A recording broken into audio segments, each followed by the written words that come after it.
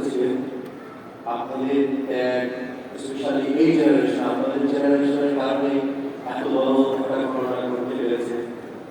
এই জন্য আপনাদের জন্য আমার সব থেকে সংগ্রামী অভিবাদন।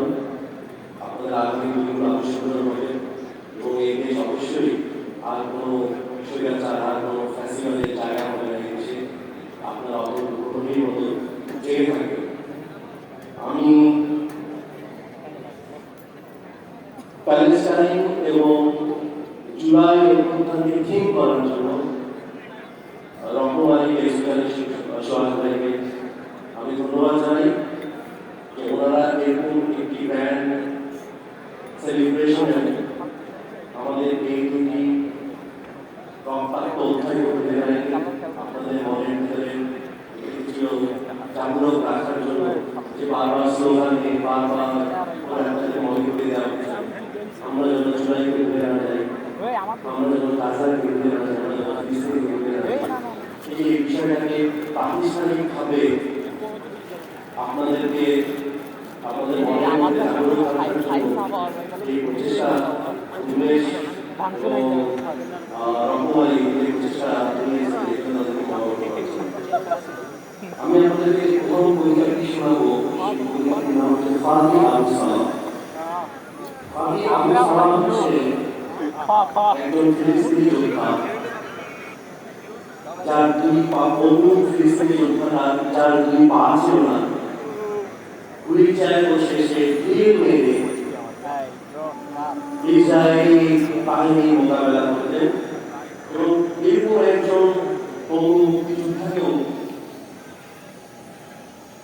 কাপুরুষ ইসরায়েলি সৈন্যরা গুলি করে স্নাইপার দিয়ে গুলি করে ঠিক যেদিন 2018 মে মাসের 15 তারিখে তাকে হত্যা করা হয়েছিল সেদিনই আমার এই কবিতাটি লেখা এবং এই কবিতাটি ভীষণভাবে পাঠকপ্রিয়তা পেয়েছিল।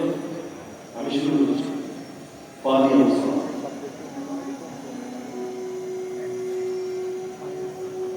তোমাকে দেখার আগে জানা ছিল না মানুষের পাপ কেড়ে নিয়ে তার পিঠে গজায় টানা, আর হাতে বাধা দিয়ে মানুষ শিখে যাওয়া।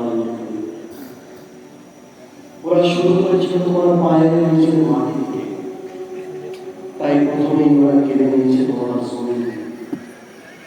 দেশ নামের যে এক জেলখানায় তুমি থাকতে, সে জমির শত শত শহীদের ভিড়ে কবি হতে গেছে মন্ত্রীর সন্তান। এরপর ওরা কেড়ে নিয়েছে তোমার শৈশব। অথচ তুমি কখনো শিশুই ছিলে না। তুমি ছিলে জান্নাতের সবুজ আবাবিল, আব্রাহা বস্তি বাহিনীর উপর কঙ্কর ছুঁড়ে যেভাবে তসতস করে দিয়েছিলে, আজ তাবৎ পৃথিবী জানে তুমি সেই আবাবিল। একই ধারায় ছুঁড়ে বড় কঙ্কর অ্যাব্রাহাম স্প্যান্ডেল ব্যান্ডের দিকে। তোমার কিন্তু ছেড়ে দেওয়া যায় না। এরপর ওরা কেড়ে নিল তোমার তারুণ্য। তোমাকে ছেড়ে ঘুরে ওরা ভেবেছিল শুকনো পাতার নিচে ওরা লুকিয়ে রাখবে আগুন। আটলান্টিকের পার হয়ে সে আগুন ছড়িয়ে পড়েছে 7টি সাগর মহাসাগরের কূলে কূলে।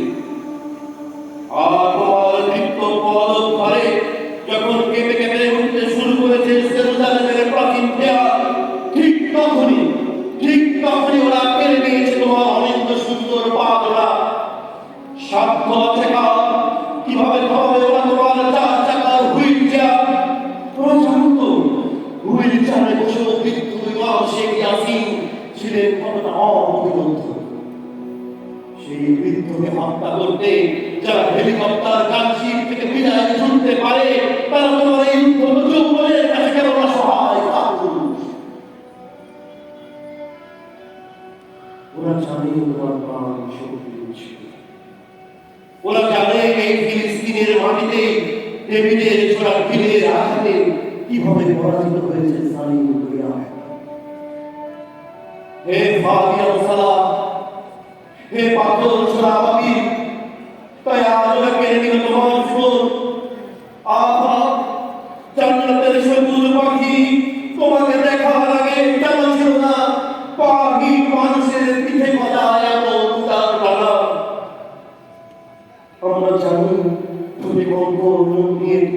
জীবনে সেই জানলাম আমরা প্রতীক্ষায় আছি ঝাঁকে ঝাঁকে ফিরে আসো আবাবিল ঝাঁকে ঝাঁকে ফিরে আসো ঝাঁকে